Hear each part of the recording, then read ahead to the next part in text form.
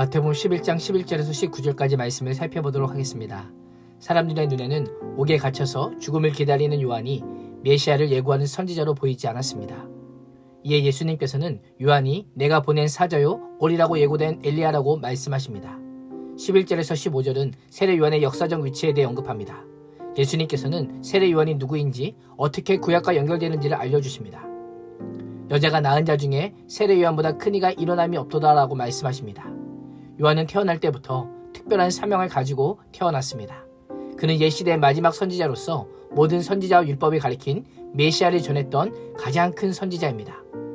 요한만큼 예수 그리스도를 통한 새 시대를 직접적으로 메시아의 길을 예비한 자가 없었을 뿐 아니라 시대의 변곡점에 서서 그 전에 아무도 경험하지 못했던 사명을 감당했기에 여자가 낳은 자 중에 가장 큰 이다라고 말씀하는 것입니다. 새 시대를 선포하고 참여했던 요한이지만 하나님 나라의 온전한 성취를 보지 못하고 죽을 것이기에 성경은 새 시대에는 가장 작은 자다라고 말씀하고 있습니다. 11절의 비교의 핵심은 무엇일까요? 어느 시대에 속해 있는가입니다. 모세의 율법과 아래에 놓인 옛 시대에 속해 있는가, 예수 그리스도의 오심으로 열린 새 시대에 속해 있는가입니다. 우리는 율법이 성취되고 언약이 이루어지는 새 시대, 예수 그리스도의 오심과 복음 선포로 말미암아 시작된 새 시대를 살고 있습니다. 오늘날에는 어느 시대에 속해 있느냐보다 더 중요한 것은 누구에게 속해 있느냐입니다. 새 시대가 시작되었지만 여전히 세상의 권세 잡은 사탄에게 속해 있느냐? 새 시대 하나님 나라를 선포하신 예수 그리스도에게 속해 있느냐? 어떻게 하면 기쁨과 평화와 해방과 생명의 시대에 참여할 수 있을까요? 인생의 주인을 바꿔야 합니다. 내 인생의 주인은 누구입니까? 세례 요한은 회개를 명령합니다. 요한과 예수님은 회개하라. 인생의 주인을 하나님으로 바꾸라고 외치셨던 것입니다. 16절에서 19절은 이 세의 모습이 어떠한지 비유로 언급합니다. 예수님께서는 어린이들이 장터에서 결혼식이나 장례식을 흉내내는 놀이로 당시 세대를 비유하십니다. 당시 이스라엘의 풍습에 따르면 결혼식에서 피리를 불면 주로 남성들이 그 피리 소리에 맞춰 춤을 추었습니다. 그러나 피리를 불어도 춤을 추지 않습니다. 장례식에서 여인들이 애국하는 소리에 맞추어 가슴을 치며 애통해야 하는데 가슴을 치지도 않습니다. 아이들의 피리 소리와 애국 소리에 다른 친구들이 반응하지 않는 것입니다.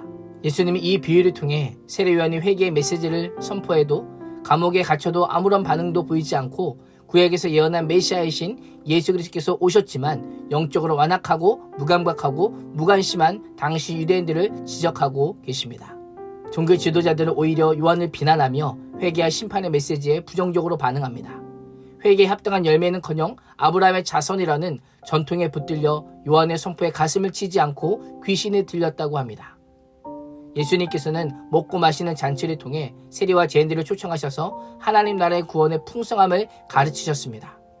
정치적, 종교적으로 억압받는 자들과 인생의 살 소망마저 끊어졌던 자들을 부르시고 그들의 친구가 되어주셨습니다.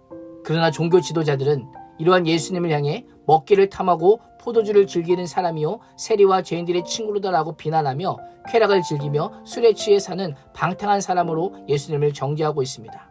유대인들은 예수님께서 하나님 나라의 구원의 잔치를 마련하셨지만 참여를 거부했습니다. 예수님께서 친히 피리를 부셨지만 그들은 춤을 추지 않았습니다. 예수님은 19절에서 지혜를 자신으로 의인하여 자신이 행한 일, 즉 하나님 나라의 구원 잔치가 옳다라는 것을 강조하고 계십니다. 마태는 이것을 기록하므로 예수님께서 행위와 사역을 통해 스스로 자신이 지혜자이며 메시아임을 강조하고 있음을 보여주고 있습니다.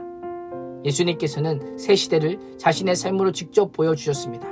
모든 경계와 사고와 가치관과 상식을 뒤엎으시고 하나님 나라의 구원의 기쁨과 은혜를 친히 보여주셨습니다. 오늘 하루도 피리를 불어도 춤추지 않는 세대, 슬피 울어도 가슴을 치지 않는 세대, 하나님의 말씀에 전혀 반응하지 않는 세대를 위해 기도할 뿐 아니라 하나님 나라의 복음을 위해 기뻐 춤추며 복음을 삶으로 보여주는 은혜의 주인공이 될 수 있기를 주님의 이름으로 축복합니다. 기도하겠습니다. 하나님, 옛 시대를 마감하고 새 시대를 알린 세례 요한처럼 옛사람은 죽고 새사람을 힘입어 사는 그리스도인이 되기를 소망합니다. 사람들의 무관심과 무정과 완악함 속에서 예수 그리스도의 오심으로 인한 새 시대의 참 기쁨을 몸소 삶으로 보여주는 전도자로 살게 하여 주시옵소서. 예수님의 이름으로 기도합니다. 아멘.